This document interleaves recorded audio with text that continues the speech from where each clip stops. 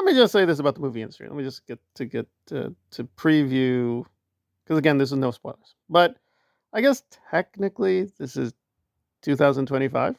But no, people saw this in 2024. Now, me being an honest person, I did not see it in 2024. But as they say, there are times to bend the rules. So, officially released to a limited audience in 2024. What do we get with the Wolfman? Well, we don't get a Wolfman.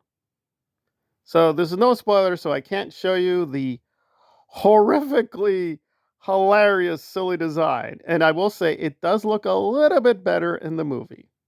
But yes, the rumors are true. The Wolfman doesn't really look like a Wolfman. I can't even say much more than that, but let's just say, well, it gets complicated with the narrative, such as it is. So, why did I even go through that whole thing about 2024? This is legit the worst film of either year. Is it the worst? Well, I would say this: Craven was a lot better than this. Craven at least had a few excellent scenes. Most of it was trashy. It was lackluster. It was very disappointing.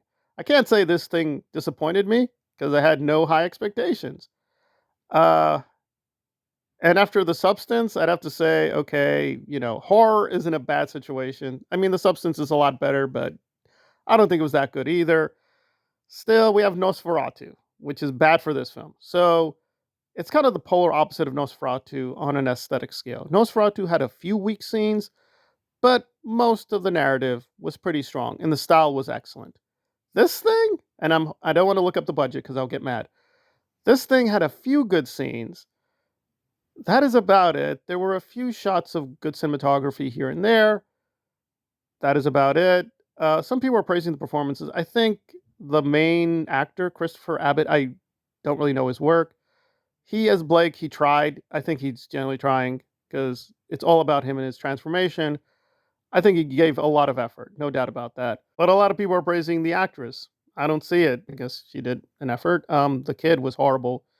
The kid was legit bad acting. I'm just like, oh my god. And I usually stay away from criticizing children and their acting. Like with Phantom Menace, people went crazy. And listen, I praise Phantom Menace. I praise the acting in Phantom Menace. But even I will agree that the acting by the younger actors, including Natalie Portman, let me be consistent, was a little bit shaky.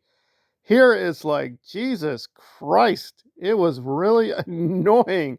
Granted, Blumhouse seems to have this weird generic trope with their younger actors. They just have to be saying snarky, stupid dialogue. I don't know, is that in the contracts? So, as you can guess, I didn't really like what the Wolfman was up to. So, it's no spoiler, but I will give some of the plot. But oh my god, this thing was just so basic and generic. So apparently, Wolfman had a bad daddy. Bad daddy told his son he has to be tough and strong. So it is very Craven. You are weak. We are in Mother Russia. You face bear. You must be strong. So anyway, the Wolfman hunts a deer with Daddy. Daddy gets all kind of mad. We skip a couple years. Daddy is dead. And Blake, for whatever reason, says to journalist wife woman, we need to go home. I need to bury my daddy and go back into the wild, into the forest. We need to go there to do the horror movie. And she's like, okay. And before they even get there, you've probably seen the trailer, you probably know what happens. But anyway, so some accident happens, and that leads to a series of tragic events, which leads Blake to becoming, spoiler, he's the Wolfman. This is no spoilers, but they legit have how many characters? I think 7 characters. So you're gonna know he's the guy. You called it the Wolfman. There's no surprise.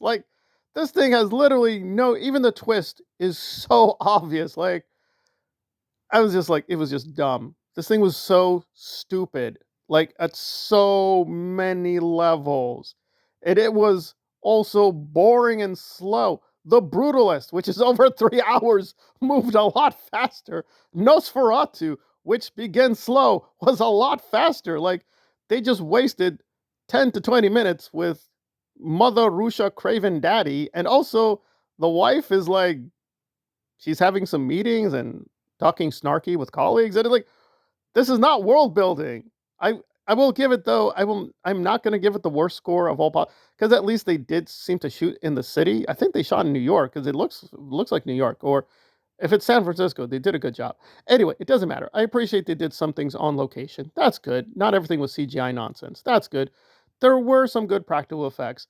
Like the Wolfman they made looks stupid and terrible, but for the vision of the director, it was good in that way. In other words, he wanted the Wolfman to look like that. Okay, they did a good job, but he looks lame and stupid. He doesn't look threatening at all. Were there a few good scenes? Yes. Was I ever frightened? Absolutely not. I was never scared. Some people who like the film are like praising the sound design. Like, you got to admit the sound design. I will not admit that. The sound design was horrible. Like, the werewolf sounds were just so pathetic and stupid. They were very generic and very overdone. And like, I could make better wolf noises. Woo!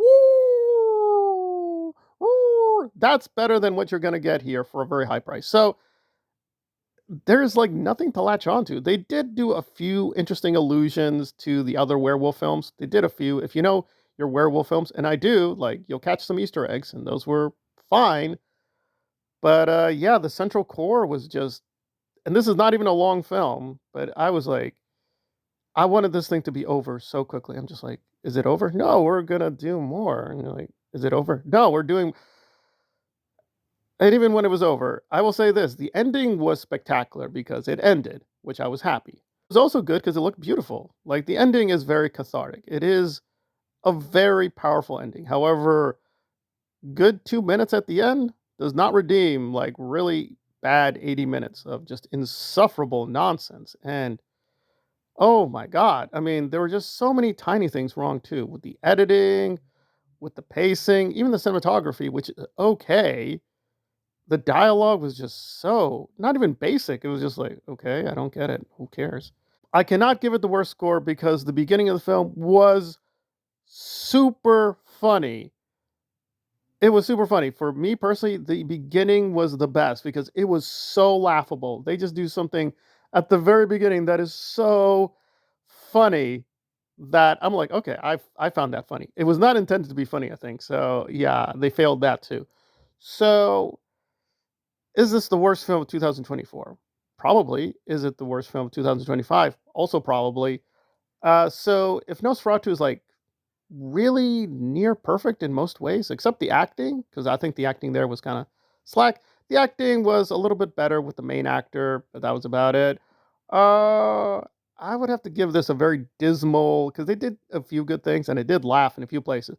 This is a very funny film.